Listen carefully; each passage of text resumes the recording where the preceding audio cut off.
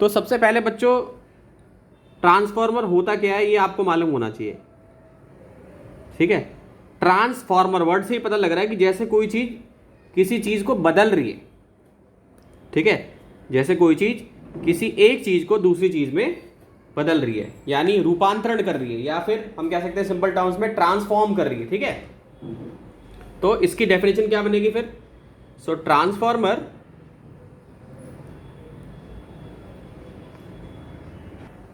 ठीक है बच्चों, सो ट्रांसफार्मर एक ऐसा डिवाइस है जो एसी करंट को या तो लो से हाई करेगा, लो से हाई बना देगा, या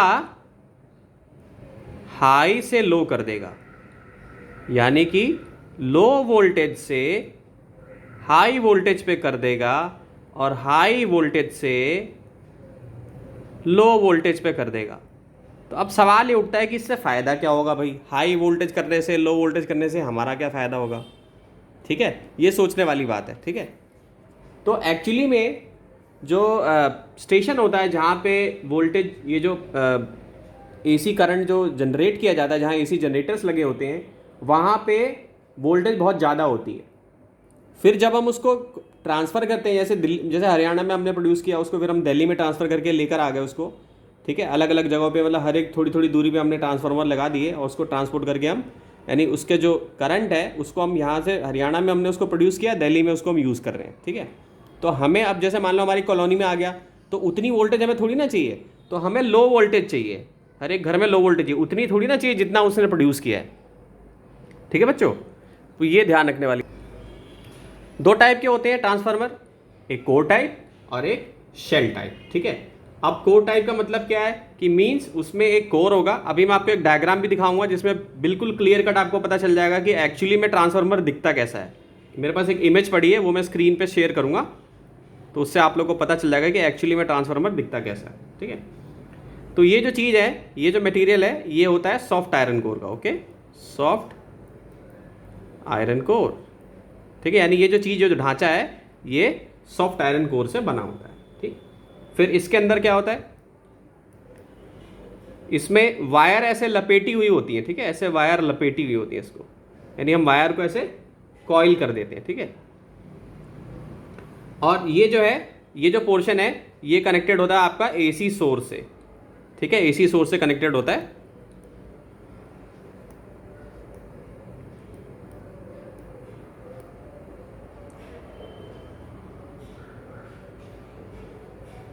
ये एसी सोर्स से कनेक्टेड होता है, ठीक है।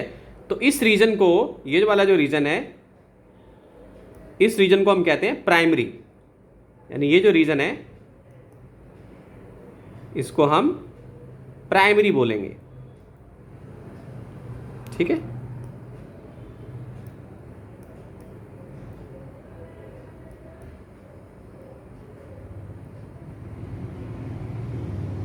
ये प्राइमरी हो गया। ऐसे ही यहां पर भी एक वायर होगी,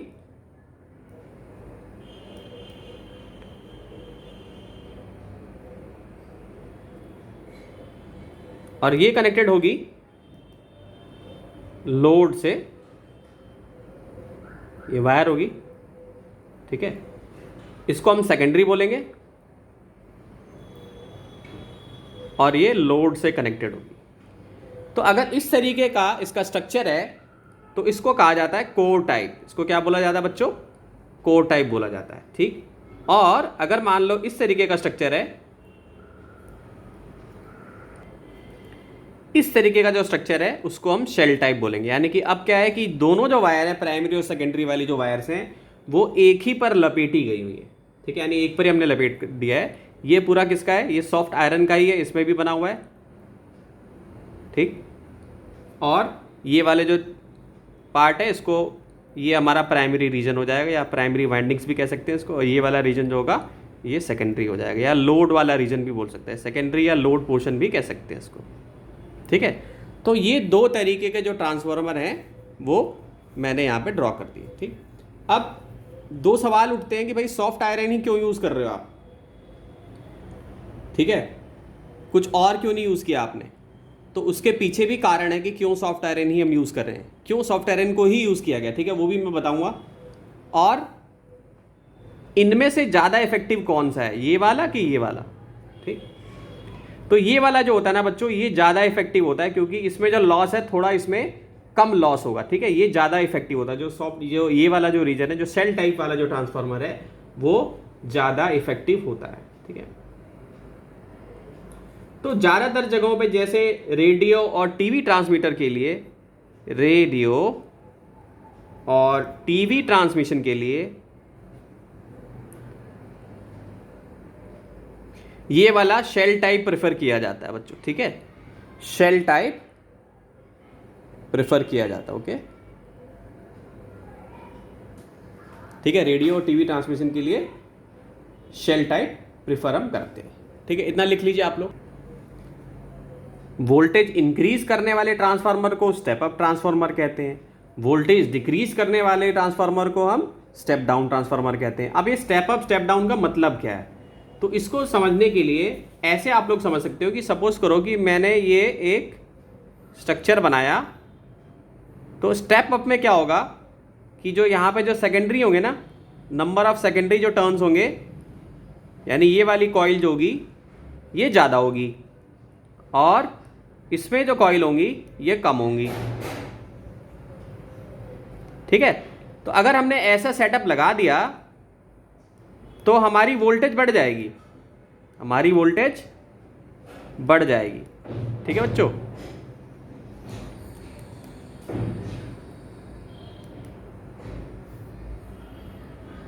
कलर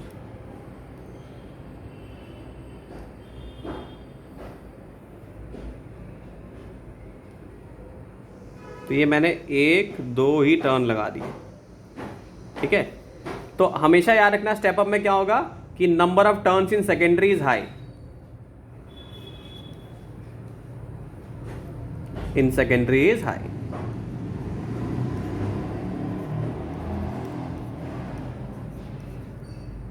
ठीक है, तो ये क्या हो जाएगा, स्टेप अप ट्रांसफार्मर हो जाएगा। और इसी तरीके से स्टेप डाउन का मतलब क्या है कि जो टर्न सेकेंडरी में जा रहा थी वो अब कम हो जाएंगी।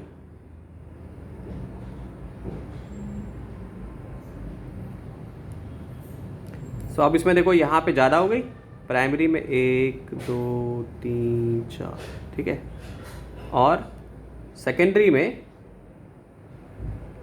कम हो गई। ठीक है, तो इसको हम कहेंगे स्टेप डाउन ट्रांसफार्मर। ठीक है, यानी इसमें नंबर ऑफ टर्न सेकेंडरी में लो हो गई,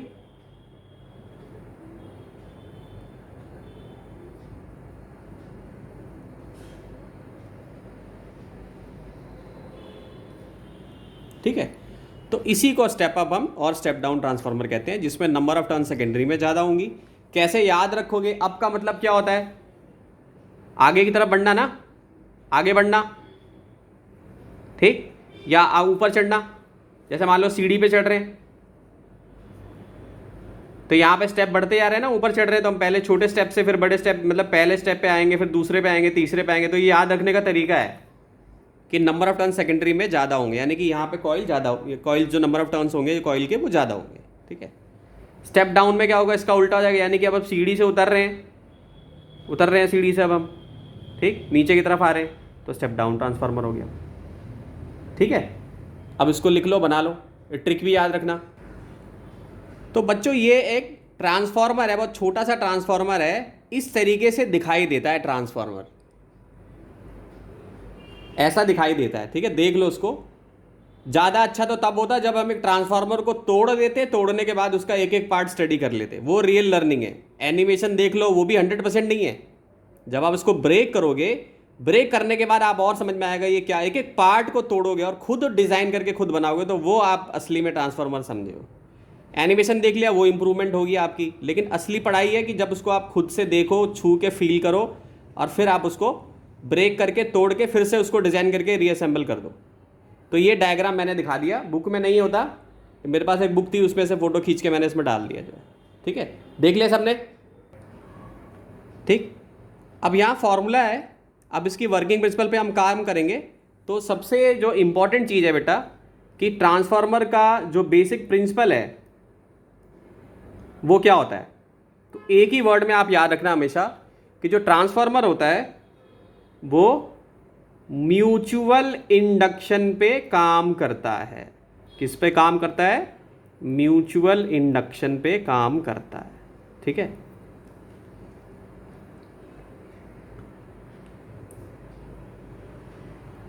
तो अगर वैसे क्या कैसे समझोगे ट्रांसफार्मर को, कि मान लो कि मैंने करंट पास किया, यहाँ पे मैंने एसी को कनेक्ट, एसी सोर्स को कनेक्ट कर दिया, एसी सोर्स को यहाँ पे लगा दिया, तो करंट पास होने लगेगा। तो जो मैग्नेटिक फ्लक्स, जब इसमें से करंट पास होगा इसमें, तो क्या होगा? जो प्राइमरी कॉइल है, ठीक है, तो एक फ्लक्स जनरेट होगा, अल्टरनेटिंग मैग्नेटिक फ्लक्स जनरेट होगा, और वो अल्टरनेटिंग ईएमएफ सेकेंडरी कॉइल में जनरेट कर देगा। यानी कि इसके अंदर जब करंट पास करोगे तो क्या क्रिएट होगा भाई? एक मैग्नेटिक फ्लक्स क्रिएट होगा। ठीक है, और ये मैग्नेटिक फ्लक्स जो हो जाएगा, वो जो होगा वो इंड्यूस करेगा ईएमएफ, ठीक, इन द सेकेंडरी। ठीक है, यानी कि पहले वाली कॉइल से अगर हमने करंट को जोड़ दिया, एसी करंट को जोड़ दिया, तो जब हम उसमें से करंट पास करेंगे तो चेंजिंग मैग्नेटिक फील्ड क्रिएट होगी, और चेंजिंग मैग्नेटिक फील्ड क्या create? Changing magnetic flux create करेगी, और वो चेंजिंग मैग्नेटिक फ्लक्स क्या करेगा? इंड्यूस करेगा ईएमएफ, यानी कि इसके अंदर करंट मूव होने लगेगा सेकेंडरी वाली में। ठीक, और जितनी ज़्यादा ये रखेंगे हम, उसके हिसाब से हम इसको कंट्रोल कर सकते हैं। यानी इसमें अगर हम ज़्यादा रखेंगे, इसमें कम रखेंगे, तो हम इस ईएमएफ को कंट्रोल कर सकते हैं कि कितना जनरेट होना चाहिए। ठीक, तो कितना इंड्यूस ईएमएफ जनरेट होगा वो किस पे डिपेंड करेगा? कितना ईएमएफ हमने अप्लाई किया है प्राइमरी में, प्राइमरी में कितना करंट अप्लाई किया है, और रिलेटिव नंबर ऑफ टर्न्स जो दूसरी कॉइल में। ठीक है, समझ में आ रहा है? बस यही छोटा सा ट्रांसफार्मर होता है हमारा, छोटी सी इसमें इसका एक प्रिंसिपल होता है। तो ये म्यूचुअल इंडक्शन ये जरूर लिखना है आपको। ठीक, और अब क्या होगा? जो सेकेंडरी में ईएमएफ जनरेट हुआ और जो प्राइमरी में ईएमएफ हमने दिया, वो किसके साथ रेशियो में रहेगा? Number of turns in secondary upon number of turns in primary. ठीक, समझ गए? तो इसको और क्या बोलते हैं हम? इसको ट्रांसफार्मर रेशियो भी बोलते हैं। अभी और डिटेल में समझाऊंगा, अभी इसको समझते चलो। इसको ट्रांसफार्मर रेशियो भी बोला जाता है बेटा। क्या बोला जाता है? ट्रांसफार्मर रेशियो भी इसको बोलते हैं हम। ठीक है, टर्न्स रेशियो भी बोलते हैं, ट्रांसफार्मर रेशियो भी बोलते हैं। ठीक है, यानी ये जो N2/N1 है, इसको टर्न्स रेशियो भी बोलते हैं और ट्रांसफार्मर रेशियो भी बोलते हैं। ठीक है,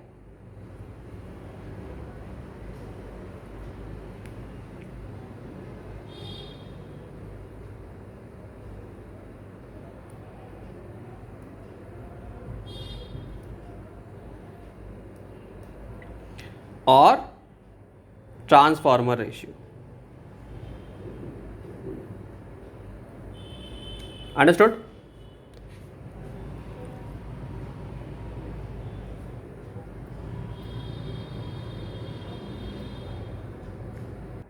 ठीक है, यहां से बहुत इजीली याद कर सकते हो। जो सेकेंडरी में ईएमएफ है, वो नंबर ऑफ टर्न्स भी उसके साथ ही साथ आ रहा है। प्राइमरी में जो ईएमएफ है, नंबर ऑफ टर्न्स भी प्राइमरी में ही आ रहा है। ठीक है, इससे फॉर्मूला आप ध्यान में रख सकते हो। तो ये जो वर्किंग है इसको समझ लेते हैं। जो पहले बताया था, अभी भी वही चीज़ को मैंने इंग्लिश में लिख दिया है कि जैसे ही अल्टरनेटिंग करंट हम लगाएंगे प्राइमरी वाली वाइंडिंग्स पे, जैसे अल्टरनेटिंग करंट को यानी अल्टरनेटिंग सोर्स को हम अप्लाई करेंगे, तो उसकी वजह से उसके अंदर जब करंट मूव होगा बच्चों, तो चेंजिंग करंट क्या होता है? चेंजिंग मैग्नेटिक फील्ड जनरेट करता है। ठीक है, तो यही लिखा हुआ है कि generates an alternating magnetic flux in the core, और changing magnetic field changing magnetic flux generate करेगा।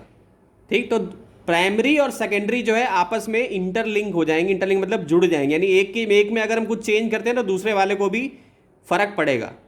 तो this changing flux set up an induce EMF in the secondary, also self induce EMF in the primary. ठीक है, तो ये इसका basic working जो है हो गया।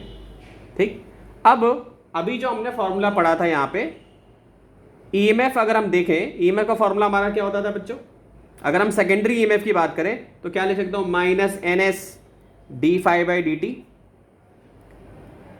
ठीक है, ये ES हो गया हमारा, ईएमएफ जो सेकेंडरी वाले में और एक हम लेंगे ईएमएफ जो प्राइमरी वाले में, ठीक है। So E S equal to minus N S D five by D T, ये फॉर्मूला होता था ईएमएफ का, हम पहले पढ़ चुके हैं, minus D five by D T होता है। और ई का अगर प्राइमरी वाला ले तो उसमें बस एन पी आ जाएगा, नंबर ऑफ टर्न्स हो गई। एन पी क्या है, एन पी क्या है, number of turns in primary, ठीक है। अब ये आया कैसे, देखो E S upon E P अगर मैं करूँगा तो क्या हो जाएगा बच्चों, minus N S D five by D T minus N P D five by D T, ये कैंसल आउट हो जाएगा, तो ये क्या हो जाएगा, E S upon E P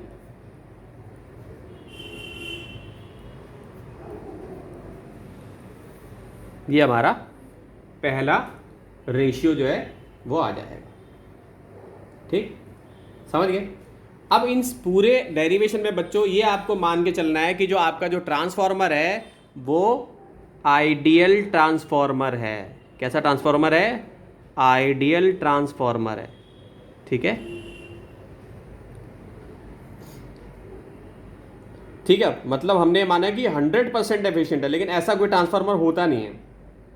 इसको हमने माना है कि ये 100% एफिशिएंट है, लेकिन ऐसा होता नहीं है बच्चों, ठीक, 100% एफिशिएंट होता नहीं है, ठीक। तो अगर हम ये मान के चलें, ये एजम्पशन के हिसाब से हम चलें, यही हमने एजम्पशन ली हुई है,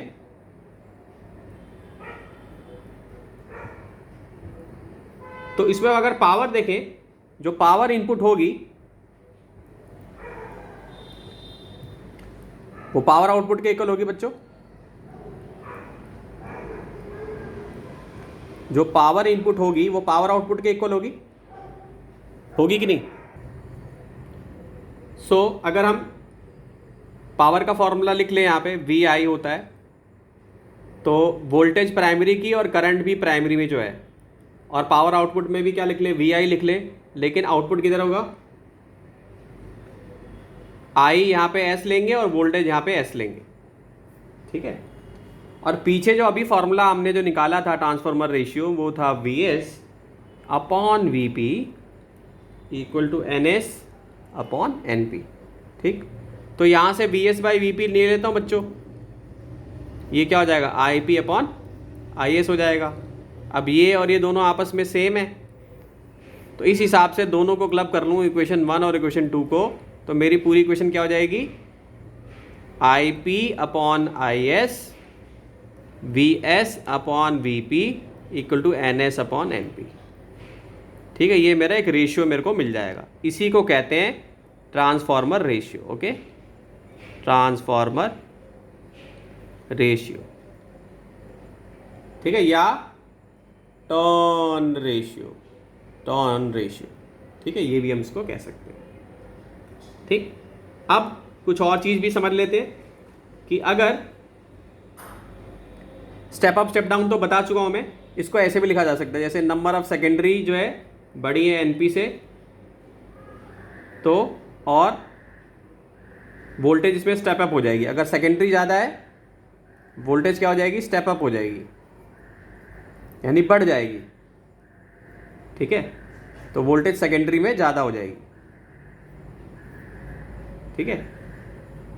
और इसका उल्टा हो जाएगा तो स्टेप डाउन ट्रांसफार्मर हो जाएगा वो, ठीक है। इसको लिख लीजिए। तो अभी जो हमने इक्वेशंस डिराइव करी हैं वो सारी एक आइडियल ट्रांसफार्मर को मानकर हमने करी है, लेकिन दुनिया में कोई भी आइडियल ट्रांसफार्मर होता ही नहीं है, ठीक है बच्चों, कोई भी आइडियल ट्रांसफार्मर होता नहीं है, ठीक। मतलब थोड़े से लॉसेस जो है होते ही होते हैं, यानी स्मॉल एनर्जी लॉसेस या एनर्जी लॉसेस ऑलवेज हैपन, ठीक है। सो कितने तरीके के लॉस होते हैं, जैसे पहला फ्लक्स लीक कर जाएगी, यानी जो फ्लक्स प्राइमरी सेकेंडरी को लिंक कर रही है वो फ्लक्स लीक हो जाएगी, ठीक है। तो फ्लक्स लीकेज हो गया पहला। दूसरा, वाइंडिंग्स में रेजिस्टेंस होता है, क्योंकि जिस मटेरियल से बना हुआ है उसके अंदर कुछ ना कुछ रेजिस्टेंस होगा, तो रेजिस्टेंस ऑफ द वाइंडिंग, इससे भी लॉस होगा, ठीक है बच्चों। इससे भी लॉस होगा। तीसरा एडी करंट, एडी करंट भी प्रोड्यूस होते हैं। एडी करंट मैंने बताया क्या होता है पहले।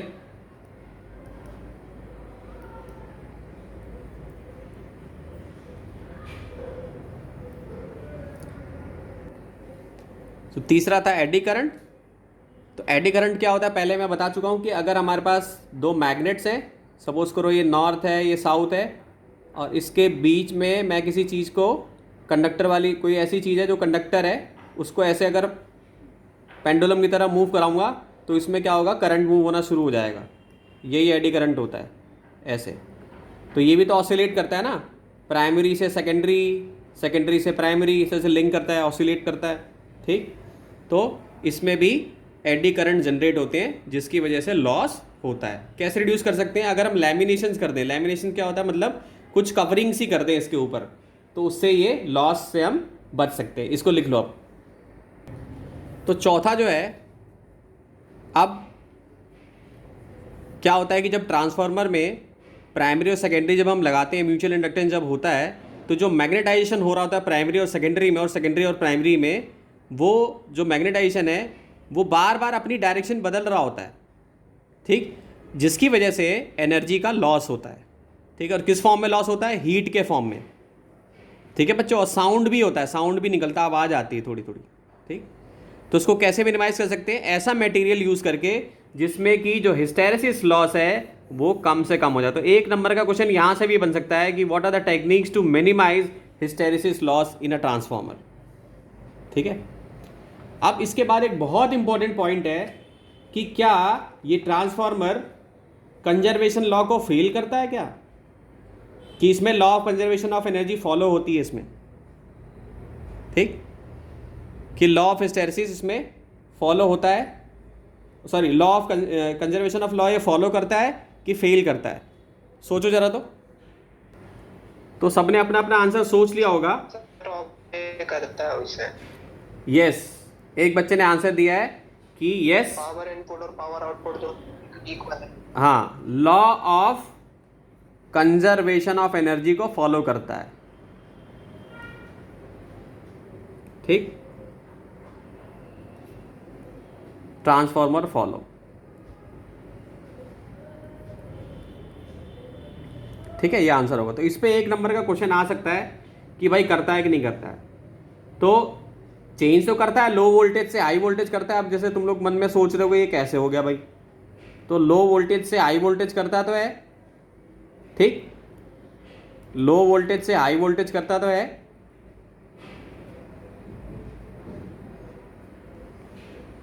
ठीक है, लेकिन करंट भी उसी प्रोपोर्शन में रिड्यूस होता है उसमें, मतलब कुछ लॉस भी तो होता है ना।